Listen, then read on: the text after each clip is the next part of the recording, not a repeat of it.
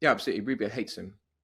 He hates him. He thinks he's incompetent. He thinks he's been led by the nose by the Russians. I mean, this is the guy that went to Moscow and didn't bring his own translator and used a Kremlin-appointed translator to speak to Putin. Hello and welcome to Frontline with me, Philip Ingram. Now today, on day 1371, I can't believe it's got that many days of Vladimir Putin's 10-day special military operation or full-scale invasion of Ukraine. We're very privileged to be talking to someone who has got a ringside seat in Kyiv, and it's Jimmy Rushton.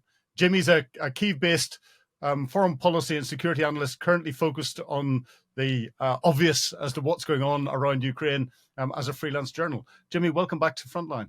Thank you for having me.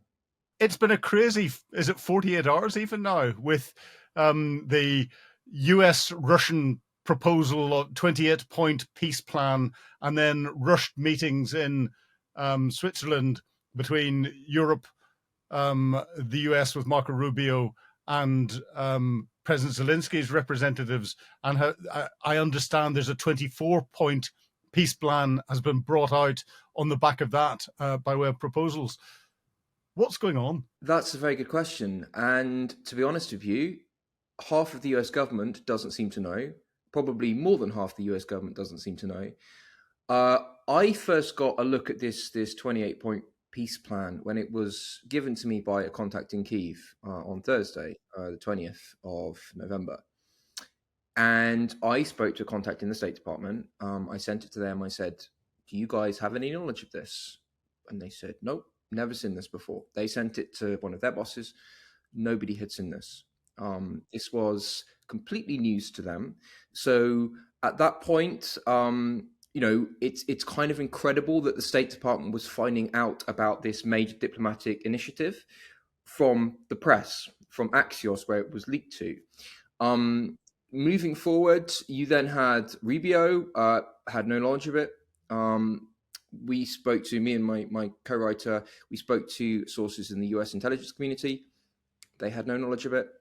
We also found out from another source that the first Trump actually knew of the existence of this 28-point peace plan was when it was reported in Axios.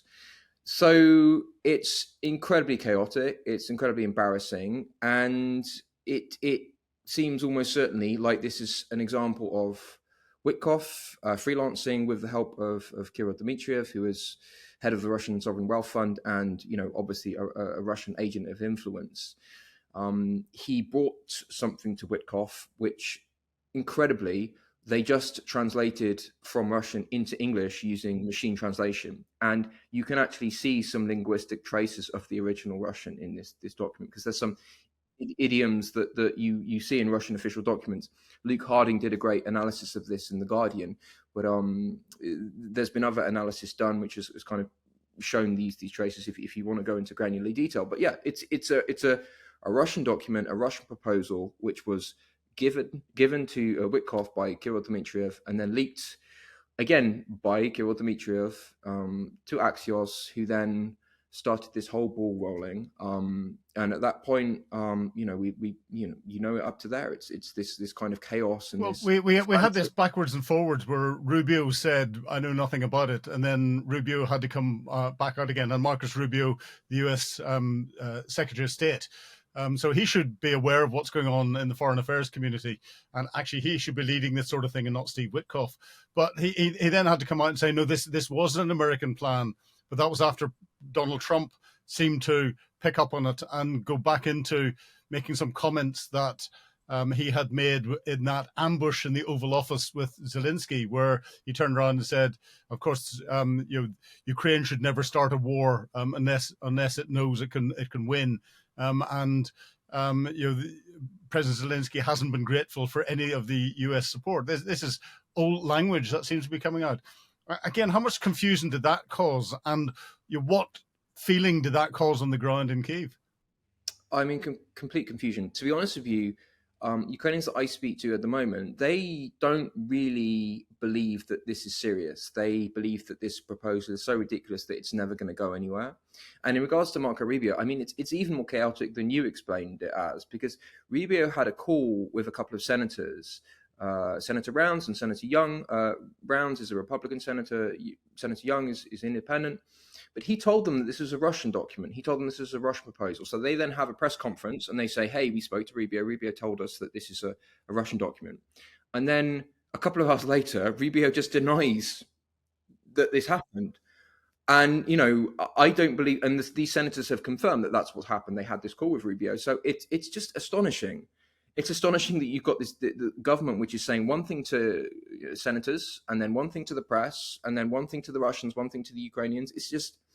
It's astonishingly chaotic. It's so embarrassing for the Americans to be this, disorganized mess of an administration. And if I was Trump, I'd be incredibly irritated that I've been made to look like a complete fool. And my government's been made to look incredibly foolish by the actions of Witkoff and a couple of others in the administration. Well, there's other bits in it that don't seem to have come out as well.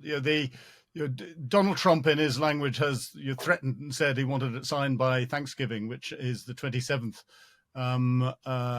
Otherwise, he's done his usual threat of no support. But Article 52 of the Vienna Convention, which is the law of treaties, prohibits the implementation of a treaty through coercion, and that would fall under the definition of coercion. And then, if in the original 28-point plan, Russia was given de facto, I think was the actual wording that was used, recognition of its control of the areas of the Donbass it's captured. But Article 2, brackets 4 of the UN Charter prohibits the acquisition of territory by force. We've got two countries that are members of the permanent members of the Security Council of the United Nations. One has broken the UN Charter by trying to acquire territory by force, and the other seems to be rubber stamping it. We haven't heard those legal arguments. Do you think that's what the Europeans, with President Zelensky's representatives in Switzerland, have managed to sit down and start to put together and put in front of Marco Rubio the reality of the legal position that he's leaving the United States in? To be honest, I don't think Donald Trump is someone that lets international law overly bother him. I would say that in regards to Rubio is not on board with this plan, really. He obviously was completely end run by Witkoff. Witkoff has been acting as sort of a parallel Secretary of State. Do you detect, sorry for interrupting, do you detect a tension between Rubio and Witkoff as they get together? Because certainly I do. I just looked at the body language when Zelensky was ambushed in the Oval Office and Rubio was not giving anything away, and Witkoff was being the little lapdog, and the body language was fascinating of the people around there. Yeah, absolutely. Rubio hates him. He hates him. He thinks he's incompetent. He thinks he's been led by the nose by the Russians. I mean, this is the guy that went to Moscow and didn't bring his own translator and used a Kremlin-appointed translator to speak to Putin. I mean, that's just, it's ludicrous, right? This is a guy that has no professionalism, no experience, no relevant experience at least. And he's notionally in charge of the security of Europe and setting the future strategic, picture in Europe. And it's absurd. And Rubio understands this. Rubio is not an idiot. He's a smart guy. He's always been anti-Russian. He doesn't like the Russians. And yeah, he seems to be kicking the can into the long grass. You talked about the deadline on Thanksgiving, but that deadline has now apparently vanished. Both Trump and Rubio said that, it could be signed by Thanksgiving, but it could be signed in a couple of weeks or, further. So I think what you've seen is Rubio successfully kind of diffusing this situation by relatively deft maneuvering, both on the international stage and managing the kind of competing factions in the administration. Because again, it's complete chaos. There's multiple factions in the administration. They're all trying to achieve different things. You have the kind of traditional Republicans like Rubio, and then you have the kind of isolationists, and then you have the kind of tech bro, kind of weird Peter Thiel factions like headed by Vance. And none of them really want the same thing.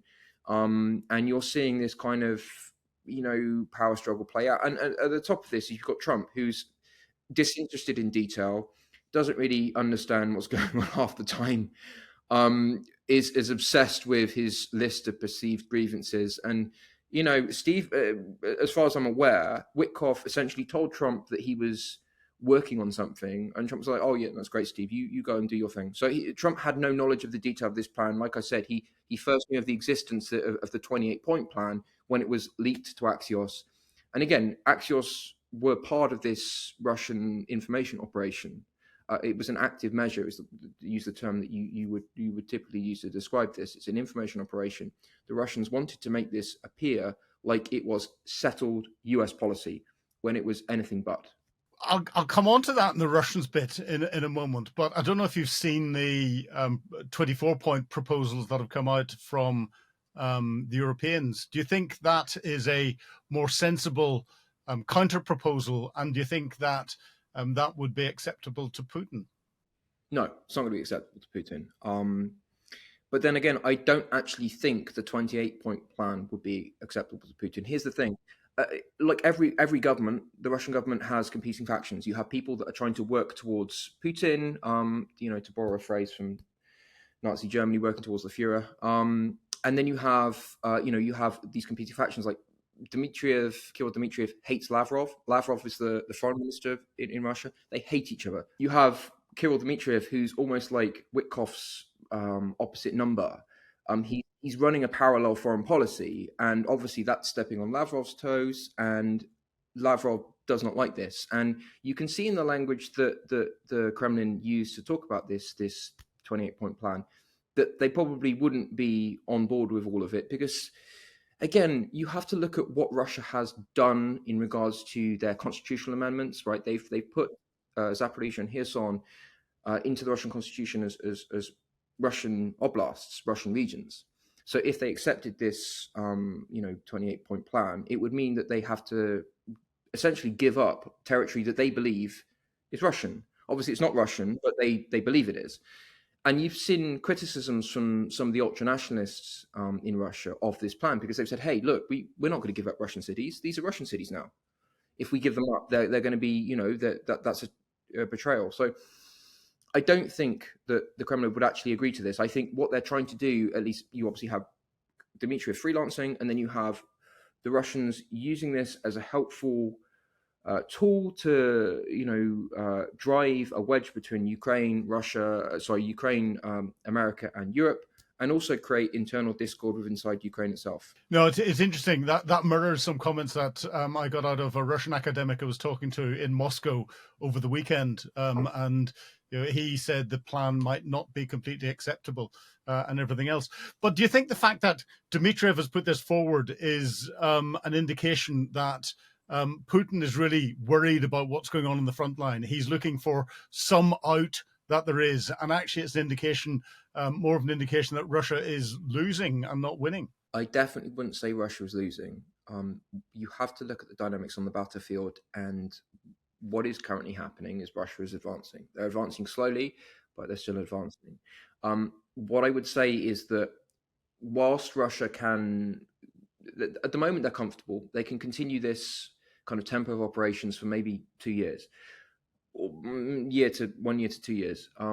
That being said, the Russian economy is not looking great. The sanctions that the Americans have imposed on Russia have been effective. Reuters actually just published a piece in the last couple of hours, which said that by their analysis, Russian oil and gas revenues will drop by 35% in November, which is astonishing. I mean, it's a huge drop. So Russia is under severe pressure. I think that the problem that Putin has is once you've ramped up a war economy, it's actually quite difficult to go back to peacetime, because you have a lot of factories which are producing munitions, and suddenly you're not expending them. You have a lot of soldiers which are on the front lines, which then you have to bring back to civilian life. And what do you do with those soldiers? Do you give them jobs in the factories that are producing munitions that you can't use anymore? And nobody really wants to buy Russian weapons now. Weapons were a key export for Russia. But at this point, nobody really wants to buy them anymore. People are going to buy Western weapons or Chinese weapons, or weapons from other countries. So it's difficult for him. I think he would be very vulnerable if the war ended soon. He'd have to try and explain to the Russian people why, they've expended this huge amount of blood and treasure to gain devastated territories in Ukraine. Because I've been to some of the areas that Russia has occupied, and I've seen what's happened to them. And they're completely destroyed, like villages, towns, cities, where every building is destroyed. Everything is leveled. All the industry is gone. All the farmland is gone. It's covered by mines. It's covered by unexploded shells. It will never be economically productive in Putin's lifetime. So he's essentially traded, Russia's economic prosperity, because Russia was relatively rich, by Russian terms before this. It was selling a lot of oil and gas. It was making a lot of money. Gazprom was making an absolute fortune selling gas to Europe, and that's all gone. So yeah, he has to try and justify this to the Russian people. Dictators are not as susceptible to public opinion as democracies are, but Russia spends a lot of time and effort, focused on internally facing propaganda, and they do that because they are still worried about the opinions of the Russian people, even though that they can't vote. They're still worried about what Russian people think. Well, you segmented perfectly into where I wanted to go next, because I've seen in the last 10 days to 2 weeks a massive, massive uptake in propaganda, Russian propaganda coming out, talking about the fall of Kupiansk, of Pokrovsk, and painting a very, very bleak picture on the front line, which doesn't match the reports that seem to be coming out from the front line. Can you give us an understanding of what is going on the front line in reality? Sure. Well, the Russian government claimed that they'd taken Kupiansk. That's just not true. That's just completely false. In regards to Pokrovsk, it's an evolving situation. It is very difficult for the Ukrainians. They're still fighting in Pokrovsk. The Russians haven't taken it. And to be honest, again, coming back to what we were previously discussing, if they take Pokrovsk, great. They've got a destroyed city with almost nobody living in it. It doesn't actually bring them any closer to achieving their objectives. And this is part of the problem with a lot of the analysis and a lot of the coverage of this war, right? People have been talking about Pokrovsk a lot, so people seem to think that it's therefore got some level of strategic significance. It doesn't. Nobody in 2022 would have gotten a map of Ukraine and said, hey, Pokrovsk, this is a key strategic city. It's not. It doesn't have any inherent strategic value. It has symbolic value. It has operational value at some degree, but even that is kind of gone now. So taking Pokrovsk, okay, it's they've advanced, but they haven't. It's not like, say, taking Kramatorsk. It's not like, say, taking Odessa. It's not like, say, even taking Kharkiv, for example. It's not a strategically important location. It's not a key industrial city. So yeah, they'll try and play it up, but it's in the broader sense of the war overall. It doesn't really matter, to be honest with you. But it's interesting. Ukraine seems to have helped Russia become fixed on certain cities. First of all, it was Mariupol, then it was Bakhmut. And the whole of the Wagner group were fixed on that for almost 18 months. Now it's Pokrovsk, where the Russian army have been fixed on that for 18 months. The cost in manpower and equipment terms has been huge.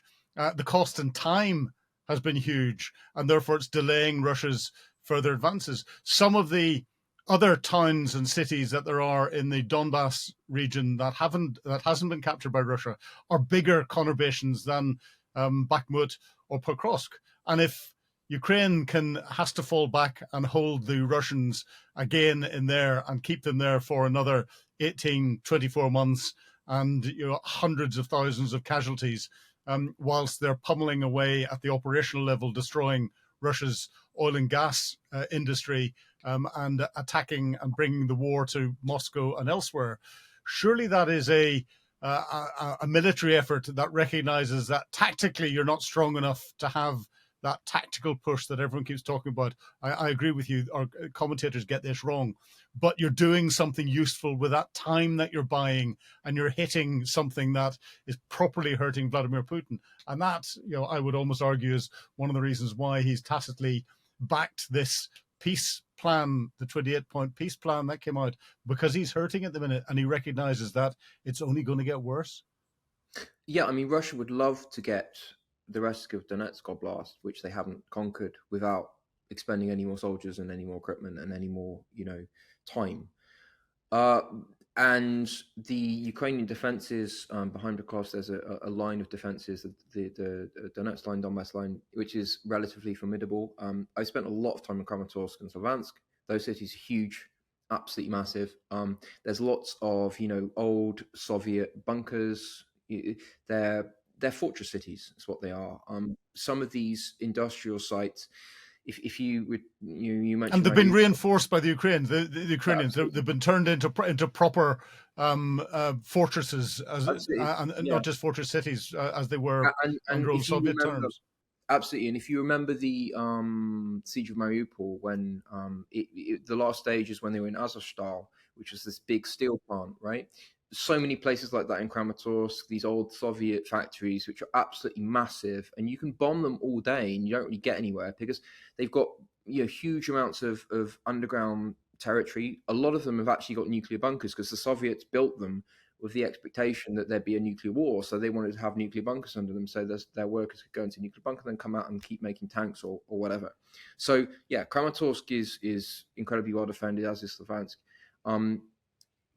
Then you've got the network of bunkers and defense lines behind them. So yeah, and what Ukraine needs to do is Ukraine needs to keep fighting a defensive attritional war. They need to keep a high level of exchange, which means essentially they need to kill far more Russians for every Ukrainian casualty that they take.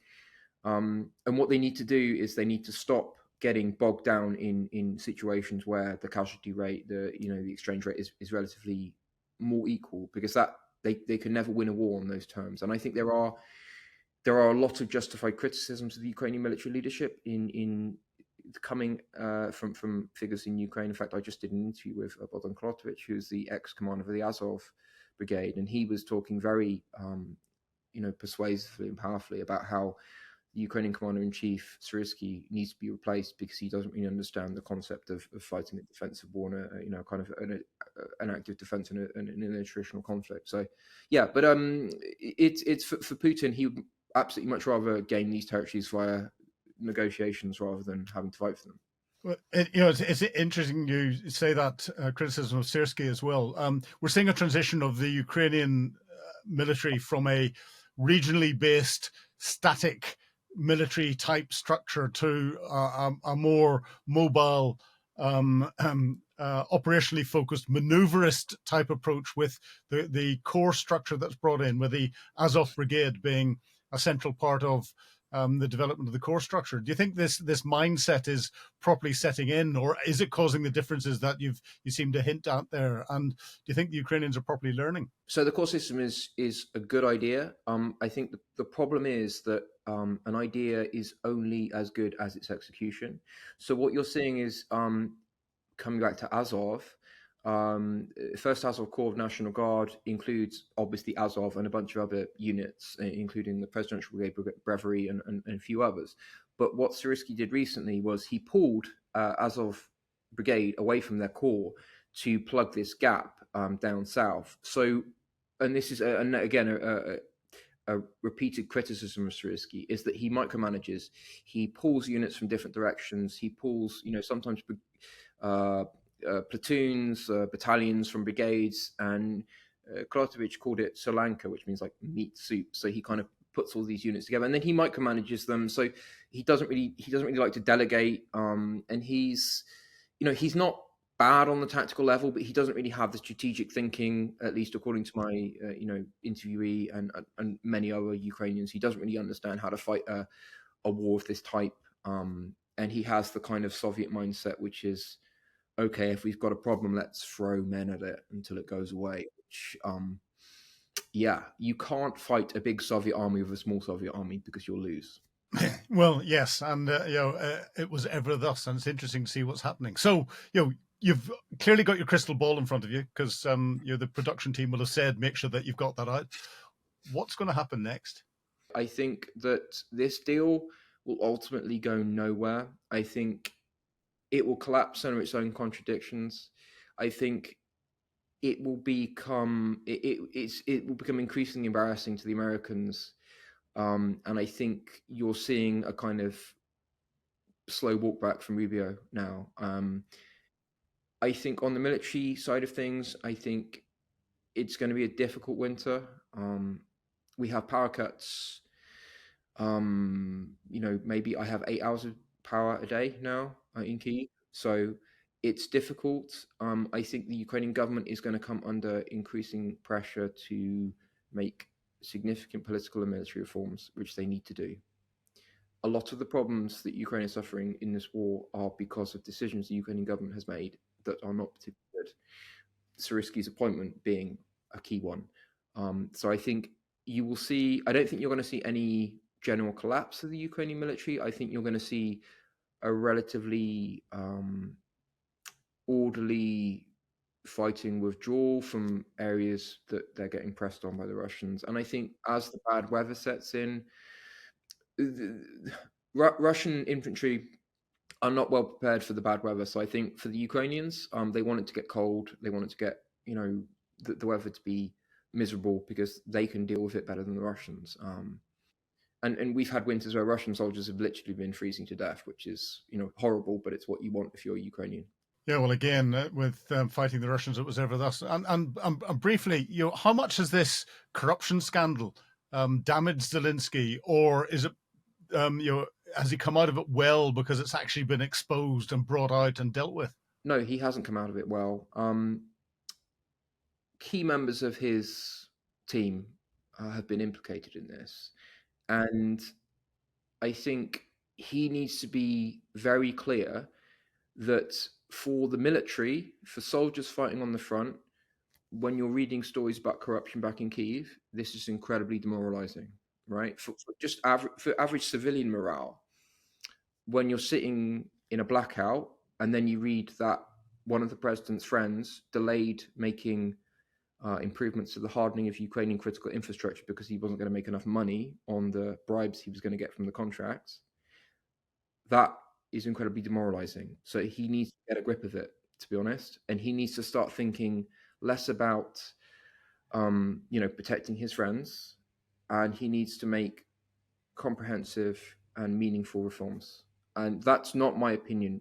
That's the opinion of all of the Ukrainians I speak to be honest. That's the opinion of, very, very influential Ukrainians. It's the opinion of soldiers on the front and civilians in Kyiv. And I think they're right, to be honest. Well, we're living in difficult times, and Ukraine is hitting one of those lows again until we see what comes out of this. But Jimmy Rushton, it's been a real pleasure talking to you today again on Times Radio Frontline. You've been watching Frontline with me, Philip Ingram. If you'd like access to exclusive content, please subscribe to Times Radio membership and watch us on YouTube. But you can now get us as a podcast wherever you get your podcasts from. And don't forget, you can also listen to Times Radio for the latest updates on global affairs and read about them at thetimes.com. Thank you.